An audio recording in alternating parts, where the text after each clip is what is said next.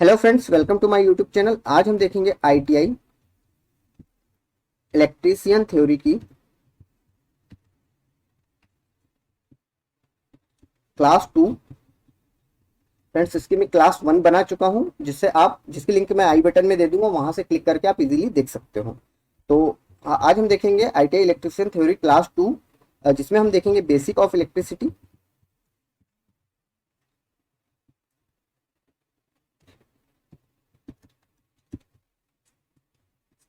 तो friends start करते हैं। तो फर्स्ट पॉइंट देखेंगे परमाणु या एटम।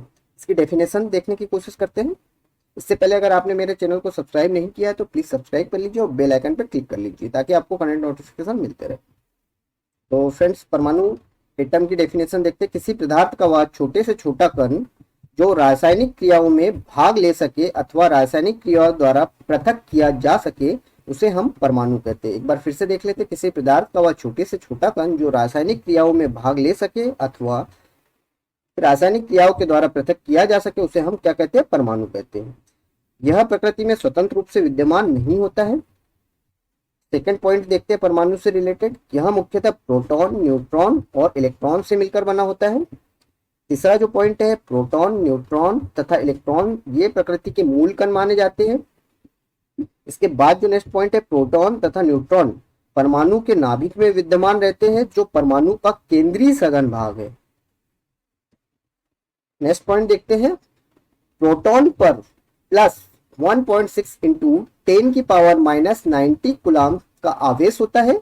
मतलब जो प्रोटॉन का चार्ज होता है प्लस 1.6 इंटू 10 की पावर माइनस 90 कूलम का चार्ज होता है। और न्यूट्रॉन आवेशहीन होता है। इंपॉर्टेंट पॉइंट है, न्यूट्रॉन पे कोई चार्ज नहीं होता है। और जो नेक्स्ट पॉइंट है, इलेक्ट्रॉन्स पर माइनस 1.6 इंटू 10 की पावर माइनस 90 कूलम का आवेश होता है। तो जो इलेक्ट्रॉन का चार्ज होता है माइनस 1.6 इंटू 10 की पावर 90 कूलम होता है। इसके बाद डेफिनेशन देखते हैं मुक्त इलेक्ट्रॉन्स की या फ्री इलेक्ट्रॉन्स। अधिकांश धातुओं की अंतिम कक्षा में केवल एक या दो इलेक्ट्रॉन्स होते हैं जिन्हें हम क्या बोलते हैं? मुक्त इलेक्ट्रॉन्स बोलते हैं। एक बार फिर से रिपीट करते हैं, अधिकांश धातुओं की अंतिम कक्षा में केवल एक या दो इलेक्ट्रॉन्स होते हैं जिन्हें हम क्या बोलते हैं? फ्री इलेक्ट्रॉन्स या मुक्त इलेक्ट्रॉन्स कहते हैं। नेक्स्ट पॉइंट है, आवेश के लिए धन और ऋण शब्द का प्रयोग सर्वप्रथम बेंजामिन फ्रैंकलिन ने किया था। नेक्स्ट पॉइंट है, वस्तु को आवेशित करने की प्रक्रिया सर्वप्रथम थेल्स ने बताई थी। इसके बाद जो नेक्स्ट पॉइंट है, थेल्स के अनुसार जब कांच के टुकड़े को रेशम के कपड़े से रगड़ा गया था तो कांच का टुकड़ा इलेक्ट्रॉन त्याग करने के कारण धनावेशित हो जाता है तथा रेशम का कपड़ा इलेक्ट्रॉन ग्रहण करने के कारण ऋणावेशित हो जाता है। इनके अनुसार जो चार्ज का जो फॉर्मूला होता है Q equal to n e. Important formula है Q equal to n e. इसके अकॉर्डिंग, थेल्स के अकॉर्डिंग। तो यहां पर हम देख सकते हैं जो Q होता है हमारा उत्पन्न आवेश होता है, ठीक है। N जो होता है हमारा त्याग या ग्रहण किए गए इलेक्ट्रॉनों की संख्या होती है और E होता है इलेक्ट्रॉन का आवेश होता है। तो फ्रेंड्स एक बार फिर से देख लेते हैं। ये फॉर्मूला हमें याद करना है, Q equal to n e, जहां पर Q चार्ज होता है, N त्याग या ग्रहण किए गए इलेक्ट्रॉनों की संख्या होती है और E जो होती है इलेक्ट्रॉन का आवेश होता है। इसके बाद हम कूलॉम का नियम देखते हैं जो कि इंपॉर्टेंट है, कूलॉम्स लॉ। अगर कोई दो आवेश Q1 तथा Q2 एक दूसरे से r दूरी पर हो तो उनके बीच कार्य करने वाला विद्युत आकर्षण बल उनके आवेशों के गुणनफल के समानुपाती तथा उनके बीच की दूरी के वर्ग के व्युत्क्रमानुपाती होता है। फिर एक बार अगेन रिपीट करते हैं, कूलॉम्स लॉ। अगर कोई दो आवेश Q1 तथा Q2 एक दूसरे से r दूरी पर हो तथा उनके बीच कार्य करने वाला विद्युत आकर्षण बल उनके आवेशों के गुणनफल के समानुपाती तथा उनके बीच की दूरी के वर्ग के क्रमानुपाती होता है। अर्थात तो फ्रेंड्स यहाँ पे आप देख सकते हो Q1 और Q2 दो वस्तु है जिनका चार्ज Q1 है और Q2 है। इनके बीच कार्य करने वाला विद्युत आकर्षण बल अगर मान लेते हैं हम F है, तो जो F है इन दोनों वस्तुओं के आवेश के गुणनफल के समानुपाती, ठीक है। और इनके बीच की दूरी अगर r है तो इनके बीच की दूरी के वर्ग के व्युत्क्रमानुपाती होता है। तो मान लिया F equal to F inversely F proportional to Q1 into Q2 equation 1 and F inversely proportional to R square equation 2। अगर इन दोनों इक्वेशन को हम मिलाते हैं तो हमें क्या मिलेगा? हमें मिलेगा F proportional Q1 upon Q2 divided by R square. इसके बाद अगर हम इनवर्सली प्रोपोर्शनल को हटाते हैं तो यहाँ पे क्या मिल जाएगा हमें, के कांस्टेंट मिल जाएगा जिसकी वैल्यू होती है 1 divided by 4 pi epsilon 0।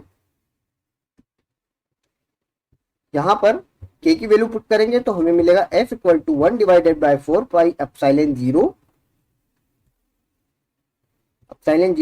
Into Q1 Q2 upon r square. यहाँ पर एप्सिलॉन 0 क्या है, एप्सिलॉन 0 है निर्वात की परम विद्युतशीलता है। ठीक है फ्रेंड्स, और इसका जो वैल्यू होती है एप्सिलॉन 0 की वैल्यू होती है 8.85 इंटू 10 की पावर -12। ठीक है, और इसकी यूनिट होती है C square divided by N M square या एफ डिवाइडेड बाय एम।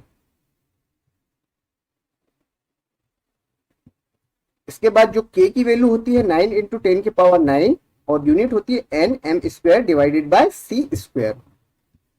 तो फ्रेंड्स इस फॉर्मूले से f equal to 1 upon 4 pi epsilon 0 into Q1 Q2 upon r square, इस फॉर्मूले से हम चुंबकीय ध्रुवों के बीच का बल भी ज्ञात कर सकते हैं।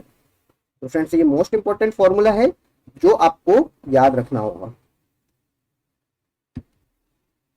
इसके बाद फ्रेंड्स हम विद्युत वाहक बल या इलेक्ट्रोमोटिव फोर्स की डेफिनेशन देखते हैं। ईएमएफ, जिसे हम ईएमएफ बोलते हैं, किसी चालक पदार्थ में विद्युत धारा को एक सिरे से दूसरे सिरे तक प्रभावित करने वाला बल विद्युत वाहक बल कहलाता है। एक बार फिर से रिपीट करते हैं ईएमएफ की डेफिनेशन इलेक्ट्रोमोटिव फोर्स की। किसी चालक पदार्थ में विद्युत धारा को एक सिरे से दूसरे सिरे तक प्रभावित करने वाला बल विद्युत वाहक बल कहलाता है। यह सेल, बैटरी, जनरेटर आदि से प्राप्त होता है।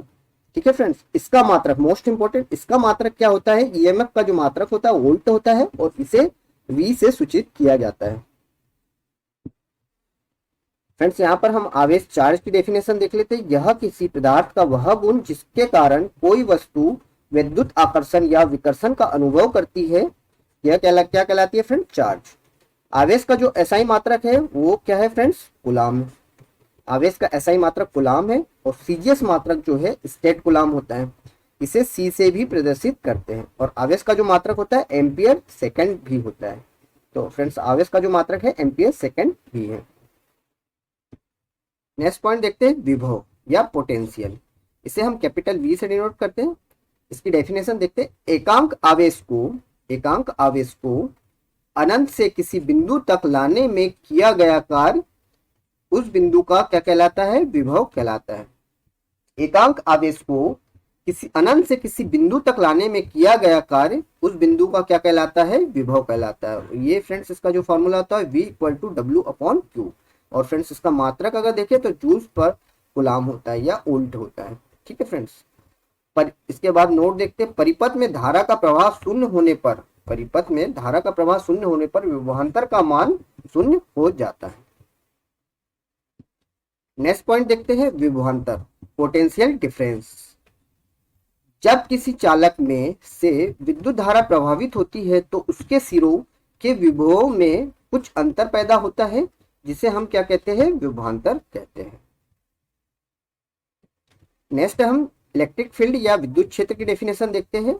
किसी आवेश या आवेशों के चारों ओर का वह क्षेत्र जिसमें कोई दूसरा आवेश अपने पर एक बल का अनुभव करता है विद्युतीय क्षेत्र कहलाता है।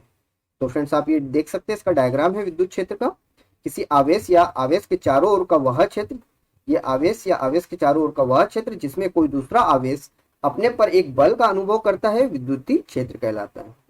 नेक्स्ट पॉइंट देखते हैं, इससे विद्युत क्षेत्र से संबंधित, सघन विद्युतीय क्षेत्र के लिए सघन, विरल विद्युतीय क्षेत्र के लिए विरल बल रेखाओं का प्रयोग किया जाता है। नेक्स्ट पॉइंट जो है, एक समान विद्युतीय क्षेत्र के लिए एक समान बल रेखाओं का प्रयोग किया जाता है। ठीक है फ्रेंड्स, इसके बाद हम विद्युतीय बल रेखाएं की डेफिनेशन देखते हैं। इलेक्ट्रिक लाइंस ऑफ फोर्स, किसी आवेश के चारों ओर के विद्युतीय क्षेत्र को दिखाने वाली बल रेखाएं विद्युतीय बल रेखाएं कहलाती है। यह रेखाएं क्या होती है, काल्पनिक होती है। इसके बाद विद्युत बल रेखाओं के गुण देखते हैं। नेक्स्ट जो है विद्युत बल रेखाओं के गुण, विद्युत बल रेखाएं धनावेश से शुरू होकर ऋणावेश पर खत्म होती है। ये रेखाएं एक दूसरे को नहीं काटती क्योंकि काटे गए बिंदु पर विद्युतीय क्षेत्र की दो दिशाएं होती है जो संभव नहीं है। नेक्स्ट जो है सघन विद्युतीय क्षेत्र के लिए सघन तथा विरल विद्युतीय क्षेत्र के लिए विरल बल रेखाओं का प्रयोग किया जाता है। इसके बाद जो है एक समान विद्युतीय क्षेत्र के लिए एक समान बल रेखाएं का प्रयोग किया जाता है।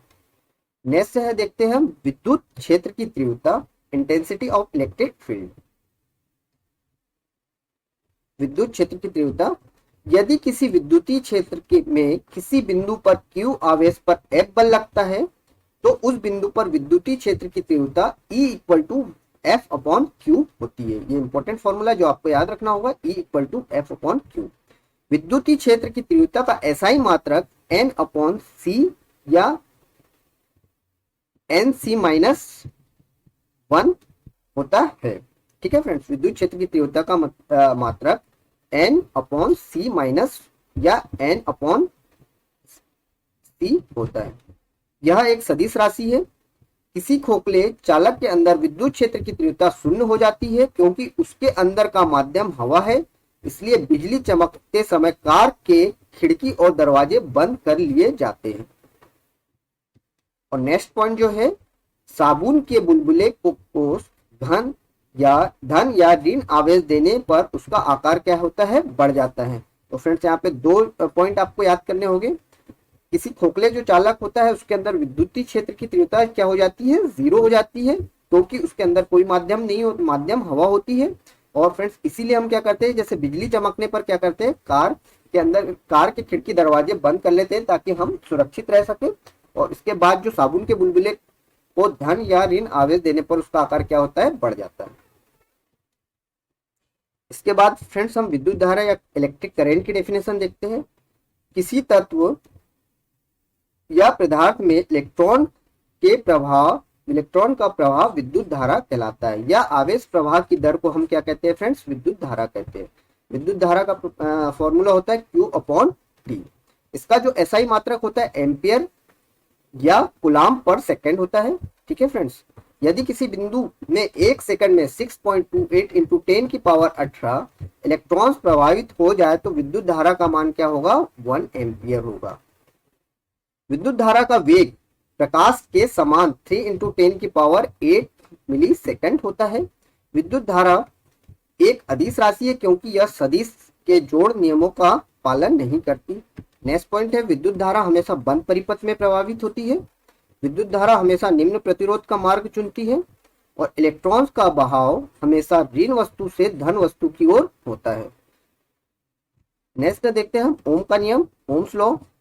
अगर सभी स्थितियां नियत रहे तो किसी चालक में वोल्टेज उसमें प्रभावित धारा के समानुपाती होता है। तो फ्रेंड्स यहाँ according to Ohm's law V proportional to I होता है। अगर हम प्रोपोर्शनल को हटा दें तो V equal to I R, R यहाँ पर प्रोपोर्शनल कांस्टेंट है।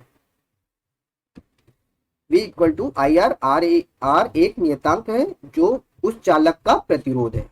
फिर फ्रेंड्स यहाँ पे R का अगर हम फॉर्मूला देखें तो R इक्वल टू वी आई अपन लिख सकते हैं, और R V का मात्रक वोल्ट और I का एम्पियर, तो इसको हम क्या लिख सकते हैं, ओम। ठीक है, वोल्ट अपॉन एम्पियर को हम क्या लिख सकते हैं, ओम। तो R का जो मात्रक होता है ओम होता है। इसके बाद कुछ इंपॉर्टेंट नोट देखते हैं। प्रतिरोध, संधारित्र, प्रेरकत्व या कैपेसिटर पर ओम्स लॉ लागू नहीं होता। तो फ्रेंड्स प्रतिरोध फिर से एक बार देख लेते हैं। प्रतिरोध, संधारित्र, प्रेरकत्व पर ही ओम्स लॉ लागू होता है। ठीक है फ्रेंड्स, इसके बाद देखते हैं हम नेक्स्ट पॉइंट, ओम्स का नियम रेखीय और द्विसात्मक परिपथ में काम करता है। ओम का नियम AC और DC दोनों पर कार्य करता है। AC के लिए सिर्फ R के स्थान पर Z प्रतिबाधा हो जाता है। तो फ्रेंड्स एक बार फिर से रेजिस्टेंस के रिगार्डिंग, ओम्स लॉ के रिगार्डिंग कुछ इंपॉर्टेंट पॉइंट देख लेते हैं। प्रतिरोध, संधारित्र, प्रेरकत्व पर ओम्स लॉ लागू होता है। ओम्स का नियम रेखीय और द्विसात्मक परिपथ पे काम करता है। ओम का नियम AC और DC दोनों पर कार्य करता है। AC में सिर्फ R के स्थान पर प्रतिबाधा Z हो जाता है। यहाँ पे फ्रेंड्स ओम्स के नियम का ग्राफ देख सकते हैं। V equal to I R, ये वोल्टेज है, ये करंट की एक्सेस है, और फ्रेंड्स यहाँ पे हम इसका V और I के बीच का ग्राफ देख सकते हैं, ये लीनियर होता है। इसके बाद हम रेजिस्टेंस की डेफिनेशन देखते हैं, प्रतिरोध की। पदार्थ का वह स्वाभाविक गुण जिसके कारण वह अपने में से होने वाले विद्युत धारा प्रवाह का विरोध करे प्रतिरोध कहलाता है। प्रतिरोध का प्रतीक R है और प्रतिरोध का मात्रक है ओम। प्रतिरोध का आकार शक्ति पर निर्भर करता है। प्रतिरोध का आकार शक्ति पर निर्भर करता है, प्रतिरोध पर नहीं। यहाँ पर फ्रेंड्स आप देख सकते हो प्रतिरोध या रेजिस्टेंस का डायग्राम, और इसका सिंबॉलिक डायग्राम भी देख सकते हो, और इसको रिप्रेजेंट करते हैं R से। और फ्रेंड्स यहाँ पे जो एरो वाला है ये वेरिएबल रेजिस्टेंस है, मतलब इसका रेजिस्टेंस क्या हो सकता है, चेंज हो सकता है। रेजिस्टेंस से चालक के प्रतिरोध को प्रभावित करने वाले कारक की बात करते हैं। तो ये है फर्स्ट है टेम्परेचर या तापमान। तापमान बढ़ने से चालक का प्रतिरोध बढ़ता है तथा घटने से घटता है। मोस्ट इंपोर्टेंट पॉइंट, तापमान बढ़ने से, टेम्परेचर बढ़ने से चालक का प्रतिरोध बढ़ता है तथा घटने से घटता है। नेक्स्ट जो है पदार्थ की प्रकृति। अलग अलग धातुओं के तार का प्रतिरोध अलग अलग होता है। इसके बाद लंबाई, चालक तार की लंबाई बढ़ने से प्रतिरोध बढ़ता है और घटने से घटता है। प्रतिरोध लंबाई के प्रोपोर्शनल होता है, लंबाई बढ़ेगी तो प्रतिरोध भी बढ़ेगा और लंबाई घटेगी तो प्रतिरोध भी घटेगा। नेक्स्ट जो है अनुप्रस्थ काट के क्षेत्रफल। अनुप्रस्थ काट का क्षेत्रफल ये है, ये वाला एरिया जो है अनुप्रस्थ काट के क्षेत्रफल कहलाता है। अनुप्रस्थ काट के क्षेत्रफल के घटने से चालक का प्रतिरोध बढ़ेगा और बढ़ने से प्रतिरोध घटेगा। तो फ्रेंड्स इस टाइप से हम क्या बोल सकते हैं, R inversely proportional to R directly proportional to L by A. और प्रोपोर्शनल कांस्टेंट को हटा दे तो यहाँ पे क्या आ जाएगा, रो आ जाएगा। तो हम ये बोल सकते हैं R equal to rho l by ए।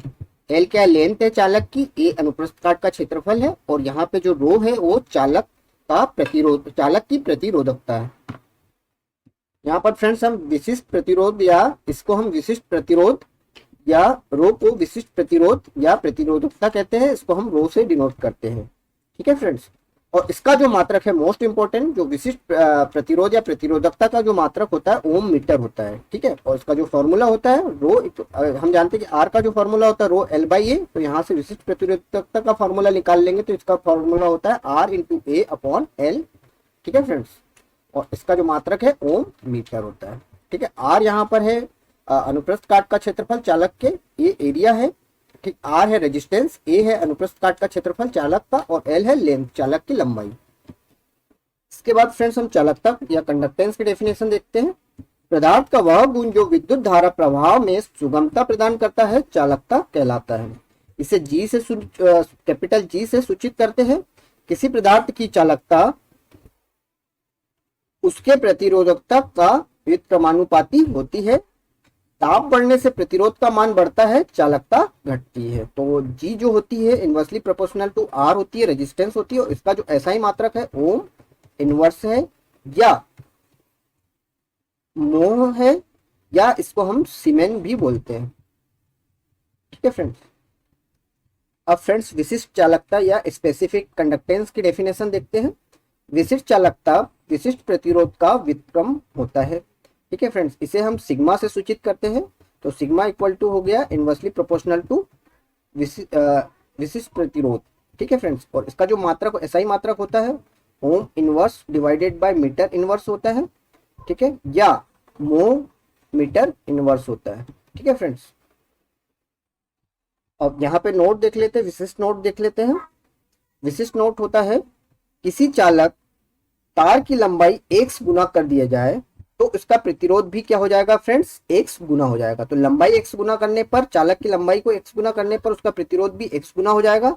लेकिन अगर तार खींचकर x गुना कर दिया जाए, तार को हमने खींच दिया और x गुना कर दिया, तो इसका प्रतिरोध x स्क्वायर गुना हो जाएगा।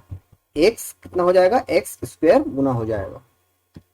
नेक्स्ट टॉपिक देखते हैं, प्रतिरोधों का समूहन या कॉम्बिनेशन ऑफ रेजिस्टेंस। तो फ्रेंड्स दो टाइप से होता है कॉम्बिनेशन ऑफ रेजिस्टेंस, दो टाइप से होता है, एक सीरीज कॉम्बिनेशन या श्रेणी क्रम, दूसरा जो होता है समांतर क्रम या पैरेलल। सीरीज कॉम्बिनेशन में क्या होता है फ्रेंड्स, इसमें पहले प्रतिरोध का दूसरा सिरा दूसरे प्रतिरोध के पहले सिरे से तथा दूसरे प्रतिरोध का दूसरा सिरा तीसरे प्रतिरोध के पहले सिरे से जुड़ा होता है, और यही क्रम क्या होता है आगे तक रहता है। तो फ्रेंड्स आप यहाँ पे देख सकते हो ये रेजिस्टेंस सीरीज में जुड़े हुए हैं।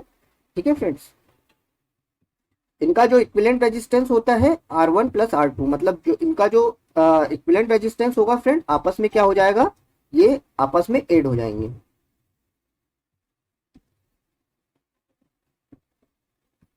इनके रेजिस्टेंस आपस में ऐड हो जाएंगे, ठीक है। इसमें धारा समान, इस प्रकार के श्रेणी क्रम में फ्रेंड्स क्या होता है, धारा समान मतलब करंट समान होता है तथा वोल्टेज भिन्न भिन्न होते हैं या ओम के नियम के अनुसार होता है।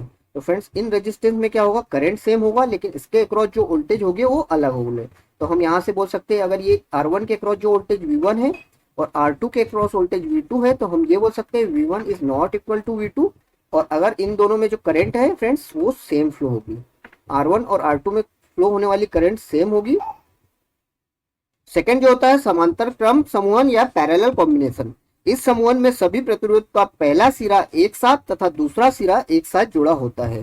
तो फ्रेंड्स यहाँ पे पैरेलल कॉम्बिनेशन देख सकते, पैरेलल कॉम्बिनेशन देख सकते हैं रेजिस्टेंस का। यहाँ पे इस टाइप से दोनों रेजिस्टेंस क्या है, R1 और R2 क्या है, पैरेलल कनेक्ट है। इनका एक सिरा आपस में कनेक्ट है और दूसरा सिरा आपस में कनेक्ट है।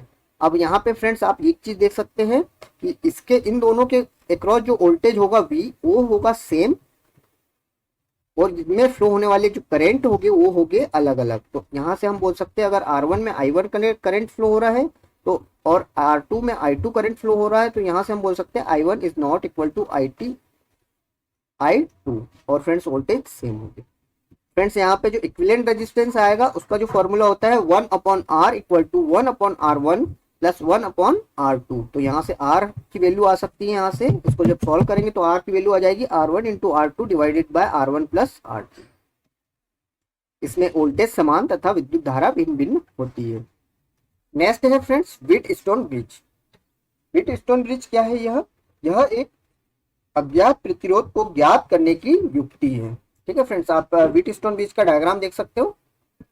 ये फ्रेंड्स गैल्वेनोमीटर लगा हुआ है, ये P Q R S ये 4 टाइप के रेजिस्टेंस लगे हुए हैं और यहाँ से सप्लाई कनेक्ट है। अगर गैल्वेनोमीटर मतलब इस गैल्वेनोमीटर में से प्रभावित धारा का मान शून्य होगा तो सेतु क्या होगा फ्रेंड्स, संतुलन की स्थिति में होगा। तो इस कंडीशन में क्या होगा देखते हैं। तो संतुलन की स्थिति में जब गैल्वेनोमीटर का में फ्लो प्रभावित होने वाली धारा शून्य होगी या करंट जीरो होगा, गैल्वेनोमीटर में फ्लो होने वाली धारा जीरो होगी तो सेतु क्या हो जाएगा फ्रेंड्स, संतुलन की स्थिति में हो जाएगा। इस स्थिति में हम क्या बोल सकते हैं, P/R equal to Q/S, P/R equal to Q/S या P/Q इक्वल टू R/S। तो फ्रेंड्स आपको यहाँ इंपॉर्टेंट कंडीशन याद रखनी होगी। इस कंडीशन में अगर आपके पास कोई भी एक रेजिस्टेंस अननोन है तो वो आप इसको यहाँ से और 3 रेजिस्टेंस नोन है तो हम इसे बैलेंस करके यहाँ से एक रेजिस्टेंस की इस फॉर्मूला का यूज करके एक रेजिस्टेंस की वैल्यू निकाल सकते हैं। नेक्स्ट पॉइंट है शक्ति या पावर। इसकी डेफिनेशन देख लेते हैं। एकांक समय में खर्च की गई ऊर्जा को हम क्या कहते हैं, शक्ति कहते हैं। शक्ति का फॉर्मूला होता है P equal to V into I. यहाँ से हम एक फॉर्मूला ये भी हो सकता है P इक्वल टू I²R। क्योंकि हम जानते हैं कि V इक्वल टू IR होता है तो V की वैल्यू अगर हम IR पुट कर देते हैं तो यहाँ से P इक्वल टू I²R भी हो सकता है, ठीक है फ्रेंड्स। और यहाँ से शक्ति का फॉर्मूला एक और बन सकता है P equal to V² divided by R। तो ये तीनों फॉर्मूला आपको याद होने चाहिए। इसके बाद इसका जो मात्रक होता है वाट होता है, जो पावर का मात्रक होता है वाट होता है और एक अश्व शक्ति बराबर 746 वाट होते हैं। मोस्ट इंपोर्टेंट पॉइंट है। एक मीट्रिक अश्व शक्ति बराबर होते हैं 735.5 वाट। अश्व शक्ति और kWh किलो वाट आवर में संबंध है। 1 kWh kilowatt hour equal to 1.34 horsepower होता है। तो फ्रेंड्स ये भी आपको एक चारों पॉइंट आपको अच्छे से याद होने चाहिए। 1 kilowatt hour equal to 1.34 horsepower होता है।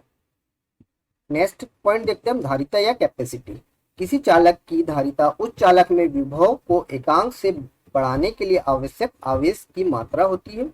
किसी चालक को Q आवेश देने से उसका विभव V से बढ़ता है और C इक्वल टू होता है Q/V, जहां एक नियतांक है जिसे चालक की धारिता कहते हैं। जहां C एक नियतांक है जिसे क्या कहते हैं, चालक की धारिता कहते हैं। और फ्रेंड्स C का जो मात्रक होता है वो क्या होता है, इसका जो SI मात्रक होता है वो होता है C वोल्ट इनवर्स। यह एक अदिश राशि है। इसका व्यवहारिक मात्रक है माइक्रोफेरेड। और 1 माइक्रोफेरेड इक्वल टू होता है 10⁻⁻⁶ गोलाकार चालक की त्रिज्या बढ़ाने पर से धारिता बढ़ती है तथा त्रिज्या घटाने से धारिता घटती है। और C इक्वल टू होता है 4 पाई एप्सिलॉन मतलब जो C होती है इनवर्सली प्रोपोर्शनल होता है त्रिज्या के।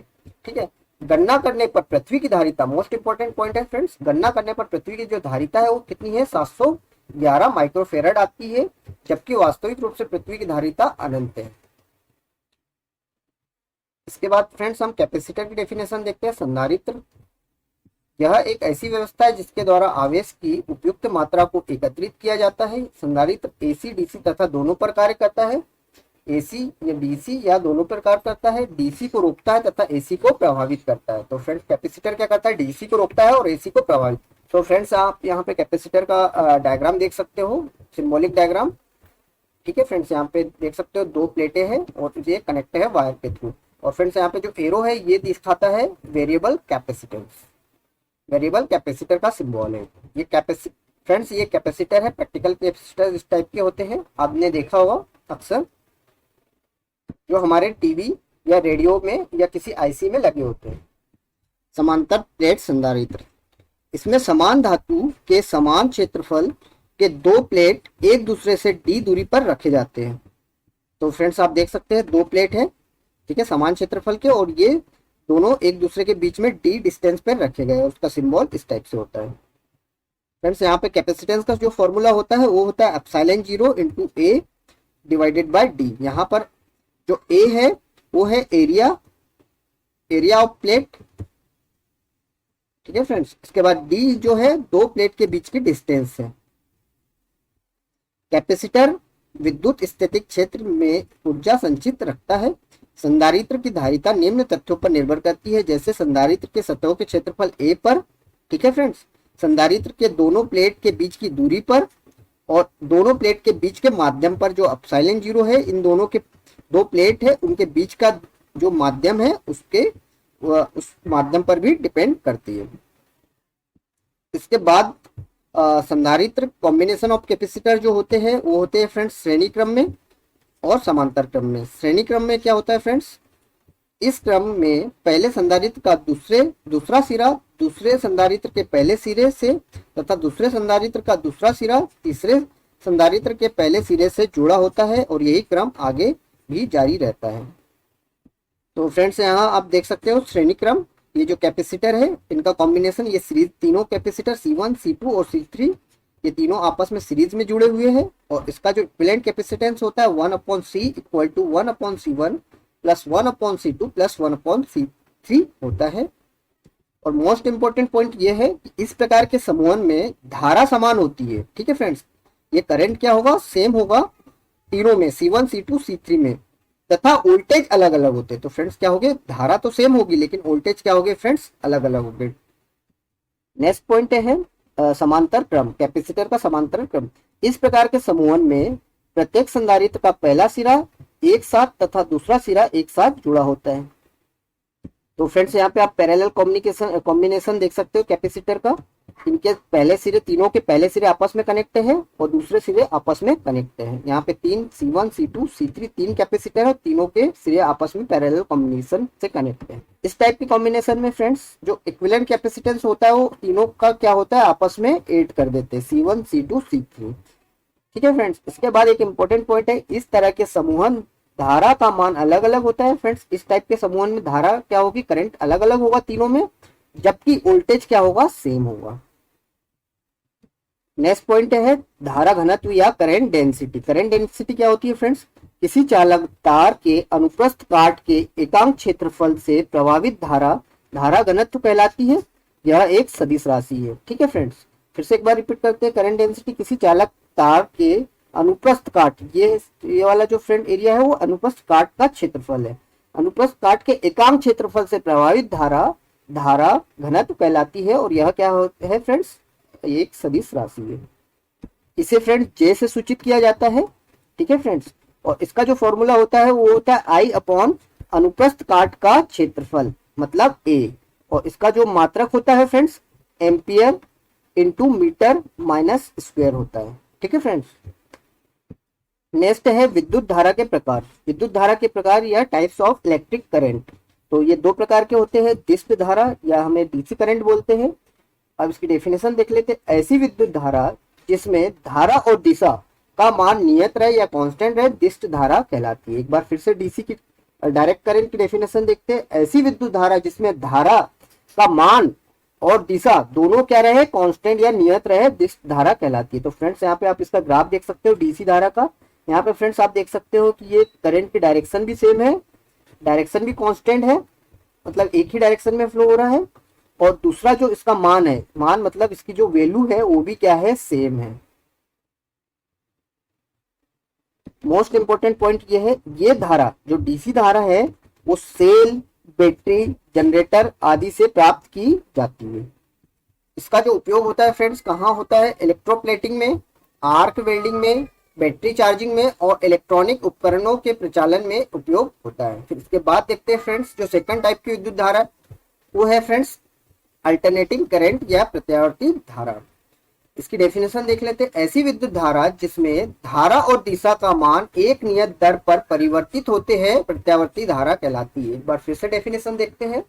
ऐसी विद्युत धारा जिसमें धारा और दिशा का मान एक नियत दर पर परिवर्तित होते हैं, ऐसी धारा प्रत्यावर्ती धारा या एसी करंट कहलाता है। फ्रेंड्स यहाँ पर आप देख सकते हो ये करंट, एसी करंट का डायग्राम है। ठीक है फ्रेंड्स, यहाँ पे देखो इसका डायरेक्शन भी चेंज हो रहा है। ठीक है, कंटिन्यूसली डायरेक्शन भी चेंज हो रहा है और साथ में इसकी एम्पलीट्यूड या वैल्यू भी चेंज हो रही है। ठीक है फ्रेंड्स, तो धारा का मान और धारा की दिशा दोनों ही क्या हो रही है, एक नियत दर पर चेंज हो रही है। ठीक है, ये धारा अल्टरनेटर से प्राप्त की जाती है। ठीक है फ्रेंड्स, या एसी जनित से प्राप्त की जाती है। और इसका उपयोग होता है घरेलू उपयोग, औद्योगिक क्षेत्र में प्रकाश, उष्मा, ठंडक, यांत्रिक ऊर्जा प्रदान करने वाले उपकरणों को प्रचालित करने में होता है। फ्रेंड्स इसके बाद हम मोस्ट इंपोर्टेंट पॉइंट एसी और डीसी में अंतर देख लेते हैं। तो फ्रेंड्स पहला जो डिफरेंस है, एसी के साथ विद्युत लेपन, बैटरी चार्जिंग जैसी प्रक्रिया नहीं हो सकती। डीसी की सहायता से विद्युत लेपन, बैटरी चार्जिंग की जा सकती है। सेकेंड पॉइंट है, एसी को दूर तक भेजना सुविधाजनक है क्योंकि इसमें ऊर्जा ह्रास कम होता है। और सेकेंड पॉइंट है, डीसी को दूर तक भेजना सुविधाजनक नहीं है क्योंकि इसमें ऊर्जा ह्रास अधिक होता है। ठीक है फ्रेंड्स, इसके बाद इसका परिमाण और दिशा समय के साथ बदलती है, जो अभी हमने डायग्राम में देखा था, और इसका परिमाण और दिशा समय के साथ नहीं बदलती है। इसके बाद जो नेक्स्ट डिफरेंस है, एसी की आवृत्ति 50 हर्ट्ज होती है तथा इसमें परिवर्तन की छूट ±3% होती है। डीसी की आवृत्ति 0 हर्ट्ज होती है। ठीक है फ्रेंड्स, इसके बाद एक पूरे चक्र के लिए एसी का औसत मान 0 होता है और डीसी का औसत मान मूल मान के बराबर होता है। ठीक है, नेक्स्ट पॉइंट है, चुंबकीय प्रभाव पर आधारित अमीटर एवं वोल्टमीटर से एसी को नहीं मापा जा सकता क्योंकि इसमें एसी का मान 0 ज्ञात होता है। इसके बाद चुंबकीय प्रभाव पर आधारित अमीटर एवं वोल्टमीटर से डीसी को माप सकते हैं जो उसका वास्तविक मान दर्शाता है। ठीक है फ्रेंड्स, नेक्स्ट जो पॉइंट है वो है, एसी को मापने के लिए तप्त तार या रेड हॉट वायर यूज किया जाता है और यहाँ पे जो है रेड हॉट वायर अमीटर से डीसी भी मापा जा सकता है। एक बार फिर से देख लेते हैं फ्रेंड्स ये पॉइंट, एसी को मापने के लिए तप्त तार रेड हॉट वायर अमीटर का प्रयोग होता है जो उसकी आरएमएस वैल्यू बताता है। आरएमएस मतलब रूट मींस स्क्वायर वैल्यू को दर्शाता है। तबकि डीसी में रेड हॉट वायर अमीटर से डीसी भी मापा जा सकता है जो उसकी वास्तविक मान दर्शाता है। एसी को बैटरी में संचयित नहीं कर सकते और डीसी को बैटरी में संचयित कर सकते हैं, जो कि हमारे इन्वर्टर में देखते होंगे आप, बैटरी यूज होती है। इसके बाद जो है, एसी के साथ ट्रांसफार्मर का उपयोग होता है और डीसी के साथ ट्रांसफार्मर का प्रयोग नहीं होता है। ठीक है फ्रेंड्स, इसके बाद एसी और डीसी बदलने के लिए रेक्टिफायर का यूज होता है और डीसी को एसी में बदलने के लिए इन्वर्टर का यूज होता है। इसके बाद फ्रेंड्स हम देखते हैं विद्युत धारा के क्या प्रभाव होते हैं। इफेक्ट ऑफ इलेक्ट्रिक करंट, पहला जो प्रभाव होता है ऊष्मीय प्रभाव। इस प्रभाव के अनुसार जब किसी चालक तार में विद्युत धारा प्रभावित की जाती है तो उसमें ऊष्मा उत्पन्न होती है। इसे विद्युत धारा का ऊष्मीय प्रभाव कहते हैं। इसकी खोज जूल ने की थी और इस प्रभाव के अनुसार इस प्रभाव के अनुसार H equal to I square R T, ठीक है, होता है। ये जो फॉर्मूला आपको याद रखना होगा, H equal to I square R T, जहां पर H जो है उत्पन्न उष्मा है और जिसका मात्रक जूल होता है। ठीक है फ्रेंड्स, I क्या है हमारा करंट है, R हमारा रेजिस्टेंस है और T हमारा क्या है टाइम है, जिसकी यूनिट सेकंड में होती है। यहाँ से हम V आई स्क्वायर आर को P लिख सकते हैं T, यहाँ P हमारी क्या है पावर है, और H का फॉर्मूला एक और हो सकता है V square T divided by R, जहां पर V क्या है हमारा वोल्टेज है। और एक जो फॉर्मूला हो सकता है यहाँ से वी आई इंटू टी भी हो सकता है। तो ये फॉर्मूले हमें याद रखने होंगे। इसकी खोज जूल ने की थी, इसलिए इसे जूल का प्रभाव के नाम से भी जानते हैं। और यहाँ पे 1 board of trade unit 1 BTU equal to होता है फ्रेंड्स 36 इंटू 10 की पावर 5 जूल्स के बराबर होता है। अब ऊष्मीय प्रभाव पर आधारित जो उपकरण है वो है विद्युत प्रेस, हीटर और बल्ब। फ्रेंड्स यहाँ पर आप विद्युत प्रेस देख सकते हो, जिसमें कि एक इस टाइप की कॉइल यूज होती है।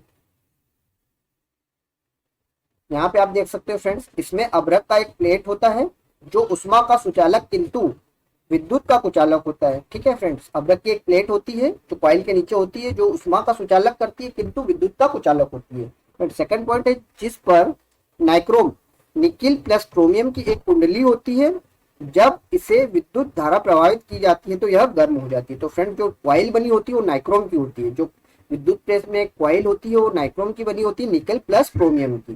ठीक है फ्रेंड्स, और जब इसमें करंट फ्लो होता है तो क्या होती है, हीट होती है, जिससे हमारा प्रेस का तला गर्म हो जाता है। नेक्स्ट है नाइक्रोम का प्रतिरोधकता और गलनांक उच्च होता है। ठीक है, जो कॉइल होती है वो निकिल और क्रोमियम की बनी होती है, जिसका रेजिस्टेंस और गलनांक दोनों क्या होता है, उच्च होता है। नेक्स्ट देखते हैं हम हीटर। आप इसका डायग्राम देख सकते हो हीटर का। इसमें चीनी मिट्टी का एक प्लेट होती है जो उष्मा एवं विद्युत दोनों की कुचालक होती है, और इस प्लेट पर नाइक्रोम जो कि निकल और क्रोमियम से बना होता है की मिश्र धातु होती है, और एक कुंडली मिश्र धातु की एक कॉइल होती है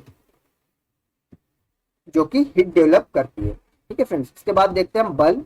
इसमें कांच का एक बर्तन होता है जिससे टंगस्टन धातु का बना होता है। ठीक है फ्रेंड्स, कांच का एक बर्तन होता है जिसमें टंगस्टन धातु डब्ल्यू का बना फिलामेंट होता है। ठीक है, जो फिलामेंट यूज होता है वो किसका, टंगस्टन धातु का बना होता है। इस तंतु का गलनांक और प्रतिरोध उच्च होता है, परंतु यह उच्च तापमान पर ऑक्सीकृत हो जाता है।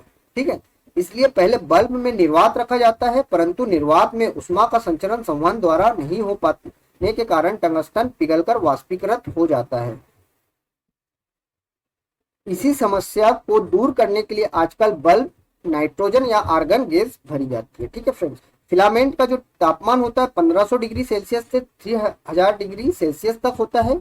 बल्ब में प्राथमिक रूप से विकिरण, मध्य रूप से संवहन और अंतिम रूप से चालन होता है। ठीक है, बल्ब फूटने पर बाहर से अंदर हवा आ जाने के कारण इसमें आवाज आती है, और कभी कभी बल्ब का कांच काला हो जाता है टंगस्टन के ऑक्सीकृत हो जाने के कारण। तो फ्रेंड्स आप ये बल्ब का डायग्राम देख सकते हो, इसमें गैस भरी जाती है, ऑर्गन गैस। ठीक है फ्रेंड्स, इसके बाद ये फिलामेंट होता है जो नाइक्रोम का होता है, निकल प्लस क्रोमियम का, और ये फ्रेंड्स जो कंडक्टिंग वायर होते हैं। टंगस्टन का जो गलनांक होता है फ्रेंड 33,080 डिग्री सेल्सियस होता है। ठीक है, अब इसके बाद हम चुंबकीय प्रभाव देखते हैं। विद्युत धारावाही चालक के चारों ओर चुंबकीय क्षेत्र पैदा हो जाता है, यह विद्युत धारा का चुंबकीय प्रभाव कहलाता है। इसकी खोज H.C. ओरस्टेड ने की थी। चुंबकीय प्रभाव पर आधारित उपकरण है गैल्वेनोमीटर, अमीटर, वोल्टमीटर, विद्युत घंटी, पंखा और मोटर। नेक्स्ट है हमारा रासायनिक प्रभाव, केमिकल इफेक्ट। अम्लीय विलयनों में से विद्युत धारा प्रभावित करने पर विलयन में भूले पदार्थ अपने अवयवों में विभाजित हो जाते, यह विद्युत धारा का रासायनिक प्रभाव कहलाता है। इसकी खोज माइकल फैराडे ने की थी। वैसा विलयन जिसमें विद्युत धारा प्रभावित हो सकती है विद्युत अपघट्य कहलाता है, और विद्युत अपघट्य में धारा का प्रवाह आयंस के कारण होता है। तापमान बढ़ने पर विद्युत अपघट्य का प्रतिरोध घटता है और चालकता बढ़ती है। जिस बर्तन में विद्युत अपघटन की क्रिया होती है उसे विद्युत अपघटनी सेल या इलेक्ट्रोलाइटिक सेल या वोल्टमीटर कहते हैं। इसके बाद हम फैराडे के विद्युत अपघटन का नियम देखते हैं। विद्युत अपघटन की क्रिया में कैथोड पर जमा धातु का द्रव्यमान अपघट्य से प्रभावित आवेश के समानुपाती होता है। मोस्ट इंपोर्टेंट वैद्युत अपघटन की क्रिया में कैथोड पर जमा धातु का द्रव्यमान m अपघट्य से प्रभावित आवेश के समानुपाती होता है। तो यहाँ पे m समानुपाती है q के। q को हम IT भी लिख सकते हैं, I मतलब करंट और T टाइम। ठीक है, तो m को हम बोल सकते हैं इनवर्सली प्रोपोर्शनल टू IT। ठीक है, इनवर्सली प्रोपोर्शनल को हटा देंगे तो प्रोपोर्शनल को हटा देंगे या कांस्टेंट, तो यहाँ पर एक जेड कांस्टेंट आ जाएगा। तो m इक्वल टू हम बोल सकते हैं जेड आई टी। यहाँ पर जेड जो होता है धातु का विद्युत रासायनिक तुल्यांक होता है, और इसका जो एसआई मात्रक होता है वो होता है केजी पर कूलाम होता है।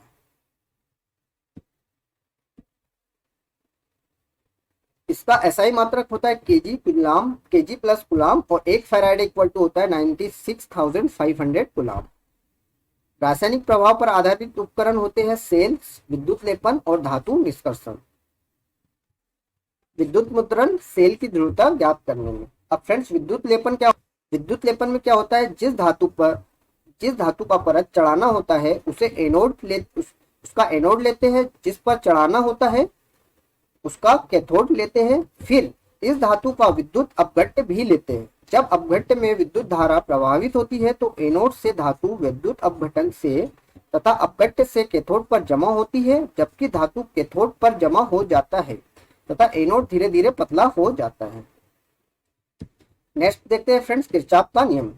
तो प्रथम नियम देखते हैं किरचॉफ का, केसीएल, जंक्शन लॉ या नोड लॉ बोलते हैं हम इसे।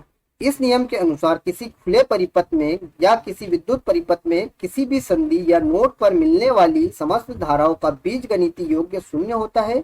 इसे बिंदु नियम भी कहते हैं। यह आवेश धारा के संरक्षण के सिद्धांत पर आधारित है।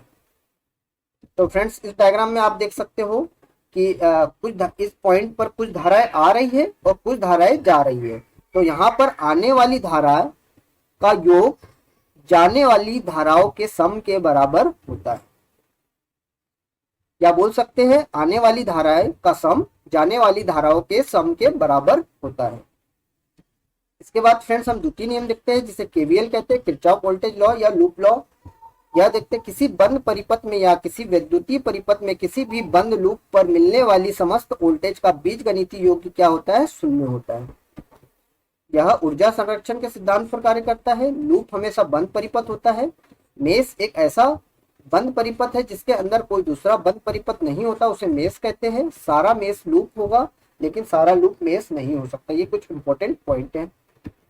यहाँ पर हम नोड की डेफिनेशन देखते हैं। एक जंक्शन होता है जहाँ दो या दो से अधिक शाखाएं जुड़ी होती है। कुछ इंपॉर्टेंट पॉइंट देखते हैं फ्रेंड्स, जैसे खुला परिपथ ये है फ्रेंड्स, खुला परिपथ है, इसे हम ओपन सर्किट भी बोलते हैं। अगर इस ओपन सर्किट में विद्युत धारा का मान शून्य होता है, खुला परिपथ में वोल्टेज का मान शून्य नहीं होता है। ठीक है फ्रेंड्स, खुला परिपथ में प्रतिरोध अनंत होता है। एक कूलाम इक्वल टू क्या होते हैं फ्रेंड्स, एक कूलाम इक्वल टू 6.25 इंटू 10 की पावर 18 इलेक्ट्रॉन्स होते हैं। 1 फेराड इक्वल टू क्या होता है, 96,500 कूलाम होता है। इसके बाद घरों में व्यय विद्युत ऊर्जा की माप कैसे होती है वो हम देख लेते हैं। इसका फॉर्मूला होता है फ्रेंड्स, घरों में व्यय विद्युत ऊर्जा की माप का फॉर्मूला होता है, घरों में व्यय विद्युत ऊर्जा की माप किलोवाट घंटा या यूनिट में की जाती है। किलोवाट घंटा, किलोवाट आवर या यूनिट में की जाती है। और उसका जो फॉर्मूला होता है कुल शक्ति इंटू कुल समय डिवाइडेड बाय 1000। ठीक है, या वह विद्युत ऊर्जा इक्वल टू होती है वोल्ट इंटू एम्पियर इंटू घंटे डिवाइडेड बाय 1000। ठीक है फ्रेंड्स, ये आपको फॉर्मूला याद रखना होगा। इससे हम अपने घर में वह विद्युत ऊर्जा की वैल्यू या यूनिट निकाल सकते हैं। ठीक है, अब इसको हम एक न्यूमेरिकल के थ्रू समझने की कोशिश करते हैं। तो फ्रेंड्स न्यूमेरिकल है, एक घर में 220 वोल्ट 40 वाट के 5 बल्ब लगे हैं। ठीक है, बल्ब 5 घंटे प्रतिदिन की दर से 30 दिन जलते हैं। बल्बों द्वारा एक माह में व्यय की गई यूनिट की संख्या बताइए। तो फ्रेंड्स हमारे पास फॉर्मूला क्या है, व्यय विद्युत ऊर्जा इक्वल टू है कुल शक्ति इंटू कुल समय डिवाइडेड बाय 1000। तो फ्रेंड्स यहाँ पर हम इस फॉर्मूला का यूज करेंगे VIH इंटू डिवाइडेड बाय 1000। तो फ्रेंड्स वोल्टेज भी दिया हुआ है आपको, करंट भी दिया हुआ है, आवर निकालना है। ठीक है, और डिवाइड करना 1000 से।